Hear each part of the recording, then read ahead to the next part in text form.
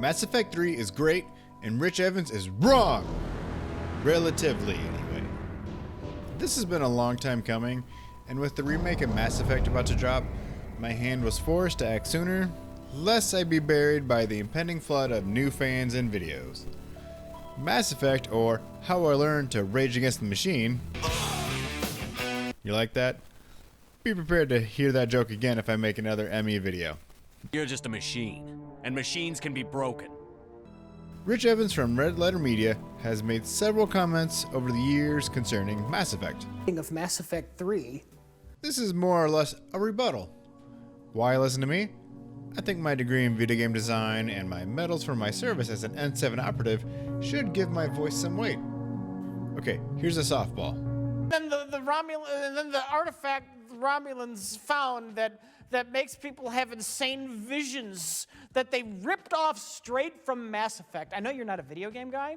They have gone, I didn't say anything about it before, they've gone from kind of being blatantly inspired by Mass Effect, and I never brought it up because you're not a video game guy, and now they are directly ripping it off with the thing that gives you the psychotic visions and the hints of a race that comes in to wipe everybody out once you develop AI.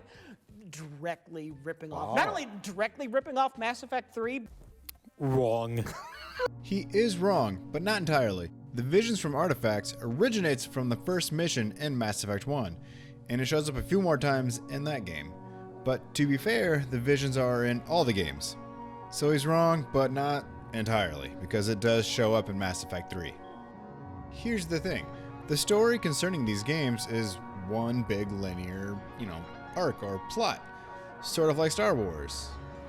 And since Casey Hudson was the creative director in all three of them, you have the same level of quality in all the games.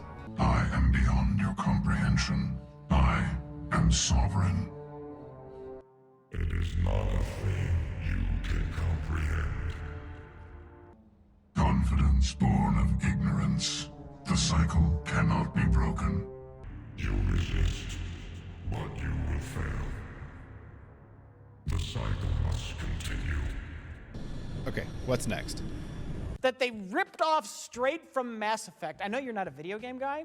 They have gone, I didn't say anything about it before, they've gone from kind of being blatantly inspired by Mass Effect, and now they are directly ripping it off. He's not wrong, but there's more to the story. If anyone ripped off anyone, Mass Effect ripped off Star Trek first. However, to be fair, with Marina Sirtis' involvement in the first game, I would call it shared roots. We identified the ship that touched down on Eden Prime, the Normandy, a human alliance vessel. They will now attempt to negotiate for the safety and release of their people. This is not over. Saren is unstoppable. My mind is filled with his light. Everything is clear. Why do I feel so frightened? What happened to me? You must listen. Saren still whispers in my mind. I can fight his compulsions, briefly, but the indoctrination is strong. It's like waking up from a nightmare and not remembering what it was about. It is subtle at first. I thought I was strong enough to resist. No, it's deeper than that. The song doesn't stop for an instant. It plays in perfect clarity from beginning to end, over and over again. You have to stop me. I can't. His teeth are at my ear. Fingers on my spine. You should. You should. It's still there! It's so loud! Die. My point is that there is an established connection between the two franchises. So Rich is right, but it's more of a two-way street than he indicated. Don't believe me? Here's a bunch of proof.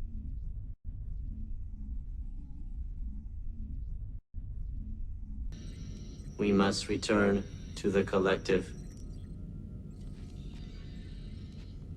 Who's we? We are Borg. We are all Geth.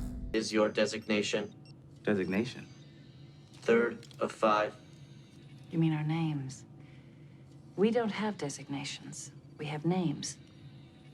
Then what should I call you? Geth. I'm Beverly. This is Geordi. Do I have a name? Do you want one?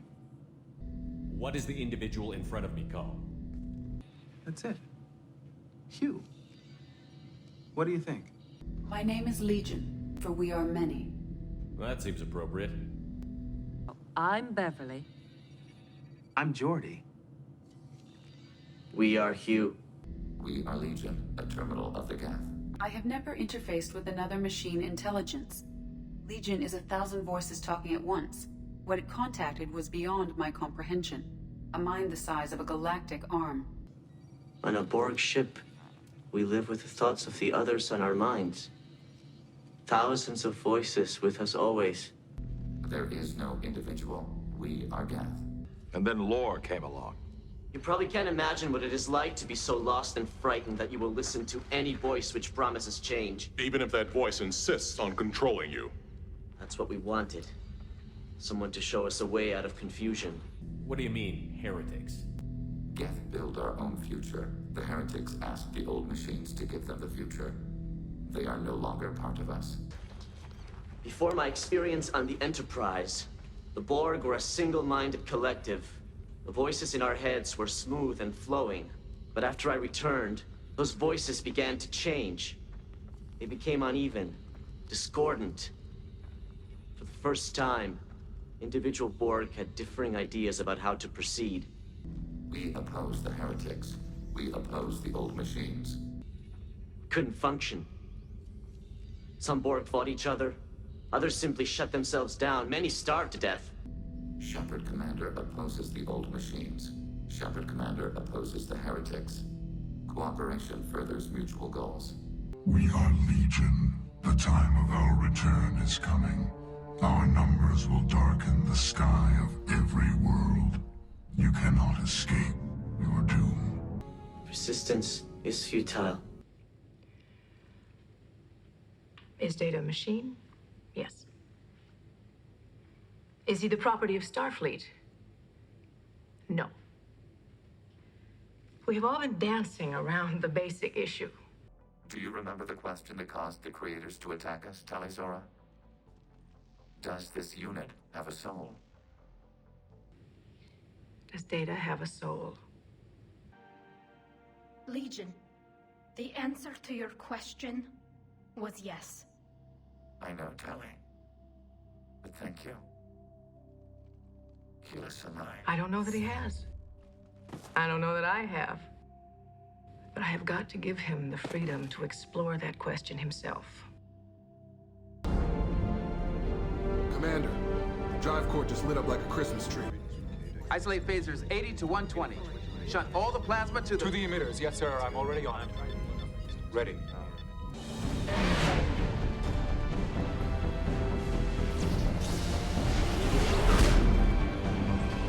Brace for deceleration.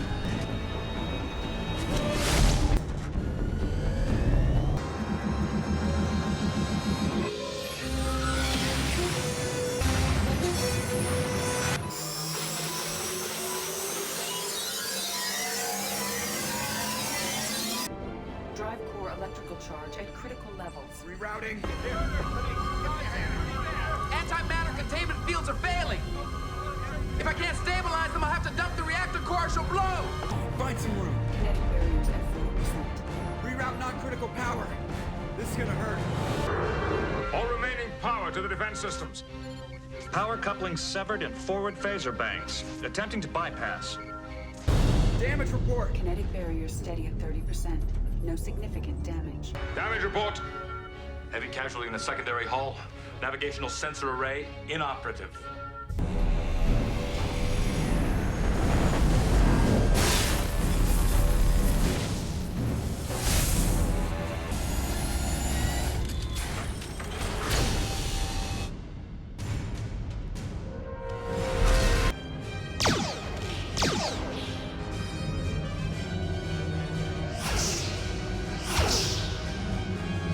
Get in close and finish him off.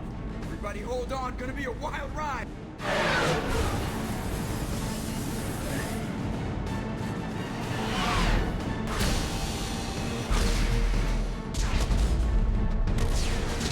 Continual fire all phases.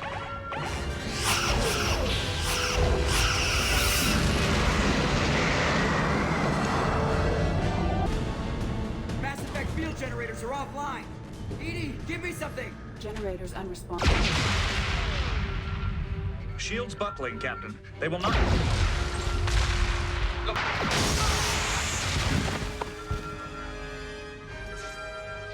All hands brace.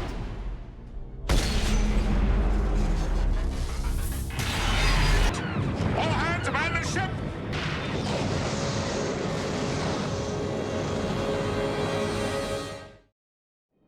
Alright, what's next? Not only directly ripping off Mass Effect 3, but they're ripping off the bad one for some reason. Wrong. However, Rich also said this. It actually matches up to the ending of Mass Effect 3. Two of the horrible endings are all technology is destroyed, and the other one is everyone gets joined as the Unimind techno people half machine, which were the two of the things going on in Transcendence. Just an odd parallel. So the filmmaker said, let's make a movie Based that was off the of most the disappointing thing ever? let's make a movie based off of the most poorly received video game in history. Which I totally agree with. I saved this last because it is more a matter of opinion. However, I do feel I can prove Mass Effect 3 is better out of the original trilogy anyways. Like, it's the best one. However, that will take time I don't have at the moment to explain. And let's say I didn't make that video already and I laid it all out there. The real question, and a fair question to ask, is, okay, so if it's the best one, then why was it received so poorly? Why did Rich say it was the worst one? And when it came out, a lot of people had negative reactions to it, like I remember it. It's a great question, and I've heard all the nitpicky bullshit complaints. Like, I get it, but none of them really stack up to why it wasn't received the way it should have been. But the real main super duper double maxi stamp reason is the final sequence in the final sequence was not what we wanted. Nobody wanted this twerp. No one wanted to choose their own ending. No one wanted to make nice with the Reapers. We wanted to fucking stump a mud hole in their ass, show some tentacles up in places it shouldn't go. That's what we wanted. That's what we didn't get it, and I totally get that. Even though in a lot of ways it does make sense, and especially if you like the indoctrination theory, which you should definitely check out. Game Theory has a really good video about it. But it's still, at the end of the day, it's not what we wanted. And it sucks that one bad ending ruined the rest of the game. For so many people, at least the critics anyways. Everything about it is superior. The gunplay, the biotics, the pacing, every mission matters. Every mission gets you more resources to fight, the Reapers at the end. It was all meaningful. There was great motivation. It was epic. It was all leading up to this. And we spiked the ball before we got into the red zone. And that's the real reason why Mass Effect 3 did not get the love and praise it should have gotten. That being said, Mass Effect is an amazing series. It's one of my favorites. I didn't play the fourth one, but it's an amazing series. It's best, played 1, 2, 3, and it's just great. And even though I just played through all of them on the PS3, I'm still looking forward to the remaster. Hopefully it's a real remaster where they actually update things instead of just change the contrast, but we'll see. So, get out there and save the galaxy.